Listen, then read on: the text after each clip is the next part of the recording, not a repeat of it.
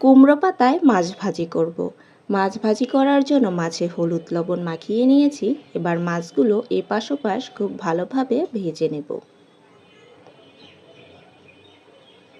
মাছগুলো ভাজা হয়ে গেছে, এবার নামিয়ে নেব। নিয়ে নিয়েছি পেঁয়াজ কুচি, দিয়ে দেব পেঁয়াজ আর রসুন বাটা, আর দিয়ে দেব পরিমাণ মতো লবণ, হলুদ গুঁড়ো, মরিচ গুঁড়ো আর তেল। এবার সব কিছু ভালোভাবে মাখিয়ে নেব। মাখানো হয়ে গেছে, মাছগুলো দিয়ে দিয়েছি। এবার মাছেও মশলাগুলো লাগিয়ে নেব। মাছে মশলা লাগানো হয়ে গেছে, কুমড়ো পাতা নিয়ে নিয়েছি। 2টা পাতার উপর 1 পিস মাছ দিয়ে দেব। দিয়ে দেব মাখানো মশলাগুলো। এবার পাতা ভাজ করে নেব। এইভাবে সব পাতার উপর মাছ দিয়ে ভাজ করে নেব। ভাজ করা হয়ে গেছে।